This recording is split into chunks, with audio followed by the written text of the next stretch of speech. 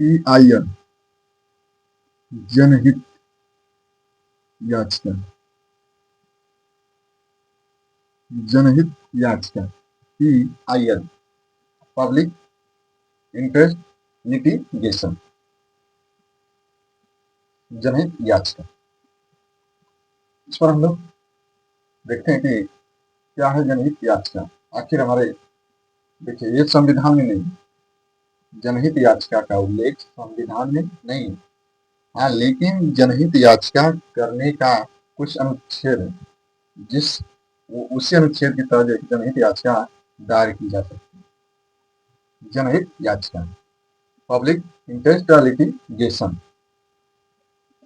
हम लोग देखेंगे कि आखिर हमारे ओके ये जानते हैं ये आपका राजनीतिक मुद्दा और क्या बोलते हैं उसको, हाँ राजनीतिक अधिकार, इसको देखिए दिया गया है। हमारा संवैधानिक अधिकारी है नहीं जनहित याचिका,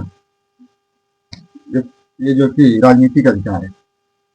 तो जनहित याचिका शुरू होती है 1960 में। कहाँ पे? तो यूएसए में। जनहित याचिका की शुरुआत, अवधारणा, स्रोत ये अमेरिका से लिया गया, अमेरिका से लिया गया है PIL जनहित याचिका। अब ये देख रहे हैं कि जनहित याचिका जो है कि केंद्र सरकार इसे अब खत्म करना चाहती है। अरे कि अब जनहित याचिका का कोई काम नहीं, जनहित याचिका वो अब खत्म कर देना ही चाहिए। तो थोड़ा सा बताते हैं आपको कि जनहित याचिका खत्म, एक बार इसको पढ़ेंगे तो आप खुद ही समझ जाएंगे कि जनहित याचिका को खत्म करना है कि नहीं, आखिर सरकार क्यों खत्म करना चाहती है। जनहित याचिका को भारत में लाने वाले PN भगवती जो 17वें क्रम के चीफ जस्टिस ऑफ इंडिया और कृष्णा अय्यर दो लोग थे, लेकिन उसमें से चीफ जस्टिस ऑफ इंडिया आपके PN भगवती, जिन्हें जनहित याचिका PIL का जनक कहा जाता है। एक जनक है, एक जननी। जननी पूछा जाए तो पुष्पा कपिला हिंगो रानी, ठीक। तो जननी पूछा जाए तो पुष्पा कपिला हिंगो रानी। क्यों इन्हें क्यों जननी माना जा रहा है? क्योंकि इन्होंने 100 से ज्यादा इन्होंने जनहित याचिका दायर की, ठीक है।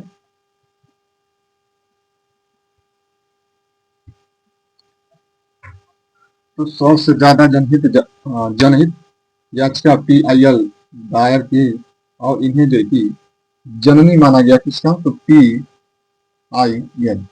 देखिए एक होता है IPL, ठीक, सेम वर्ड है IPL और PIL, लेकिन आपको PIL पर ना ध्यान देकर आपके PIL पे ध्यान देना है, ना कि IPL पर, ठीक है। तो PIL पब्लिक इंटरेस्ट लिटिगेशन, जनहित याचिका सबसे ज्यादा दायर की महिला में पूछा जाए जननी तो कपिला हिंगो रानी, सबसे ज्यादा इन्होंने जनहित याचिका दायर की। और जनक पूछा जाए तो PN भगवती, वो 17वें क्रम की चीफ जस्टिस ऑफ इंडिया के रूप में उन्होंने सुप्रीम कोर्ट के मुख्य न्यायाधीश थे। अब जनहित याचिका दायर की जाती है तो कुछ अनुच्छेद जो हमारे भारत के व्यक्तियों को दिया गया है, ठीक। जैसे अनुच्छेद 32 है, अनुच्छेद 32, अनुच्छेद 32 वैसे भी आपके संविधान की आत्मा, अनुच्छेद 32 संविधान की आत्मा, ठीक। और अनुच्छेद 32 के तहत सुप्रीम कोर्ट में जनहित याचिका को दायर किया जाएगा, दायर किया जाता है जनहित याचिका। अनुच्छेद हाई कोर्ट में भी दायर किया जा सकता है, और हाई कोर्ट में दायर करने के लिए अनुच्छेद 200 आर्टिकल 226 का प्रयोग किया जाएगा। आर्टिकल 226 के तहत हाई कोर्ट में, अनुच्छेद 32 के तहत सुप्रीम कोर्ट जनहित याचिका PIL दायर कर सकते हैं।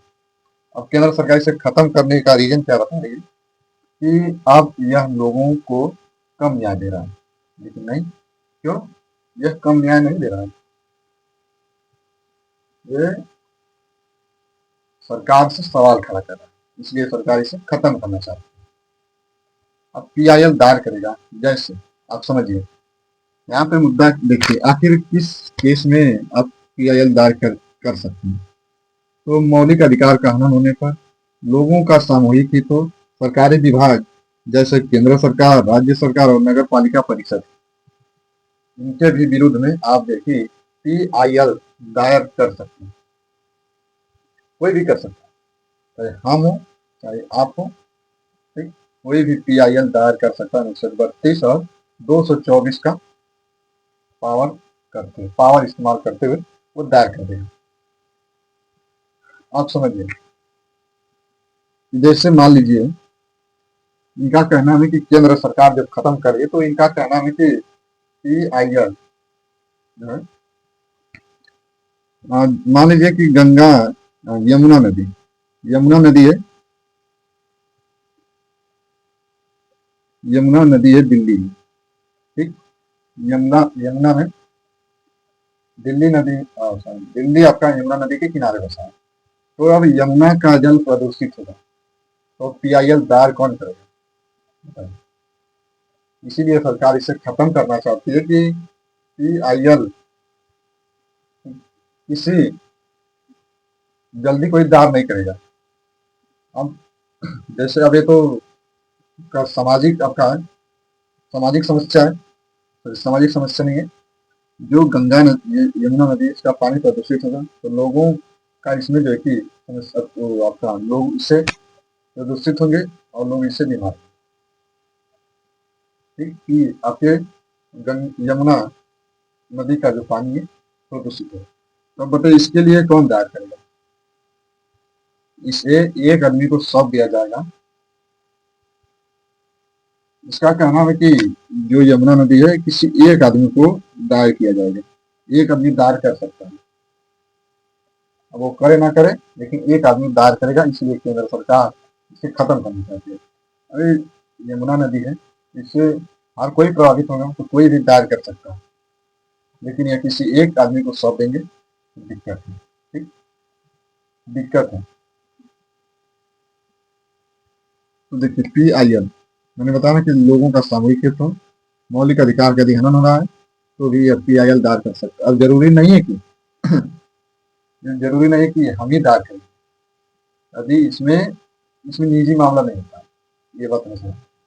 PIL एक बार दायर हो जाता है तो उससे जो है कि एक केस आता है शीला वर्ष से 1976 में। मैंने कहा कि यदि एक बार PIL दायर हो गया तो यह वापस नहीं लिया जाता है। 1976 में एक आया वाद, PIL वापस नहीं लिया जा सकता, एक बार दायर हो गया तो नहीं लिया जा सकता। PIL, अब PIL दायर कौन कर सकता है? कोई भी कर सकता है, लेकिन उसके लिए वकील का जरूरी है, वकील जरूरी होना ही होना है। हर हालत में आपको वकील चाहिए, वकील के माध्यम से यह दायर किया जा सकता है।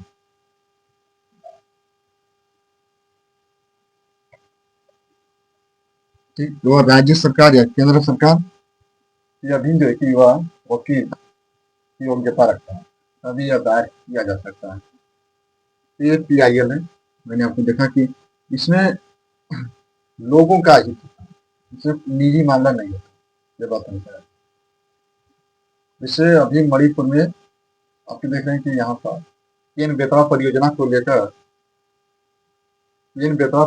लेकर चीता आंदोलन हो रहा है, चीता आंदोलन हो रहा है।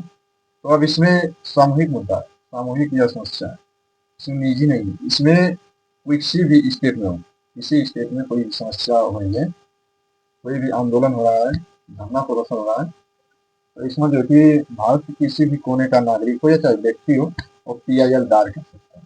एक वकील पकड़िए और PIL दायर कीजिए, ठीक है। तो बस आज इतना, जय हिंद, जय भारत।